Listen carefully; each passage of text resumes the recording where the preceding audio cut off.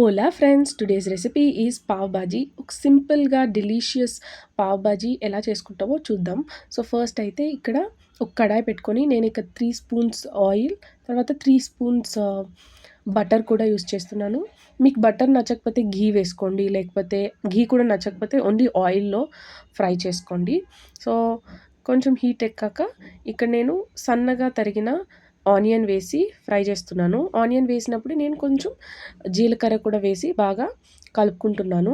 Onions ఏమి brown అవ్వక్కర్లేదు. Just translucent అయితే చాలు.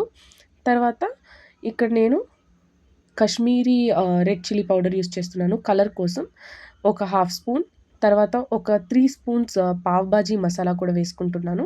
కొద్దిగా పసుపు పొడి కూడా వేసి బాగా కలుపుకుంటున్నాను. మీకు కారం తగినట్టుగా మీరు కశ్మీరీ రెడ్ చిల్లీ పౌడర్, తర్వాత పావ్ బాజీ మసాలా అడ్జస్ట్ చేసుకోండి.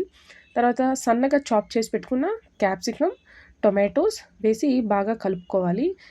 ఇప్పుడే నేను కొద్దిగా సాల్ట్ కూడా వేసి బాగా టొమాటోస్‌ని మ్యాష్ చేసుకుంటున్నాను. సో, పావ్ బాజీలో ఏంటంటే అన్ని వెజిటబుల్స్ మనకి సన్నగా చాప్ అయ్యి ఉండాలి. ఎందుకంటే ఈజీగా కుక్ అవుతుంది.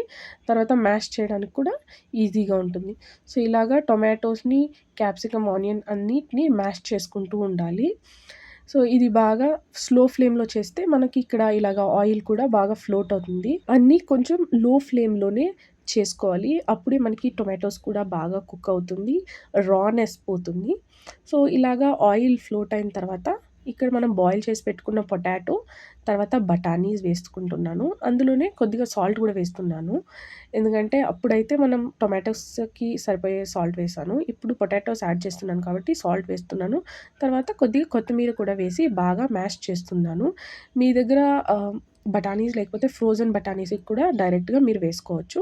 సో, ఇలాగా మొత్తం కలిసినట్టుగా మనం బాగా ఫుల్‌గా మ్యాష్ చేసుకోవాలి. మ్యాష్ చేసుకున్న తర్వాత మనం ఇక్కడ వార్మ్ వాటర్ లేకపోతే హాట్ వాటర్ యూజ్ చేయండి. కన్సిస్టెన్సీకి తగినంతగా కొద్దిగా వాటర్ యాడ్ చేసుకోండి. నేను ఇక్కడైతే స్మాల్ గ్లాస్‌లో హాట్ వాటర్ యాడ్ చేస్తున్నాను. వాటర్ యాడ్ చేశాక బాగా కలుపుకొని కుక్ అవ్వనివ్వండి. ఈ పాయింట్‌లో మీరు టేస్ట్ చేయండి. సాల్ట్ తగ్గినట్టయితే కొంచెం అడ్జస్ట్ చేసుకోండి. తర్వాత స్పైస్ కూడా మీకు కొంచెం ఎక్కువ చేయాలంటే పావ్ బాజీ మసాలా వేసి బాగా కలుపుకొని కుక్ చేసుకోండి. ఫైనల్‌గా మీరు కొంచెం బటర్ వేసుకొని ఆపేస్తే మీ బాజీ రెడీ అయిపోతుంది.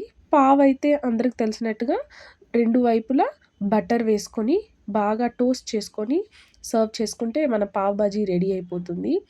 మనం పావ్ బాజీ హాట్‌గా సర్వ్ చేసుకునేటప్పుడు కొద్దిగా ఉల్లిపాయలు, కొంచెం లెమన్ కూడా పిండుకుంటే మన పావ్ బాజీ భలే టేస్టీగా రెడీ అవుతుంది.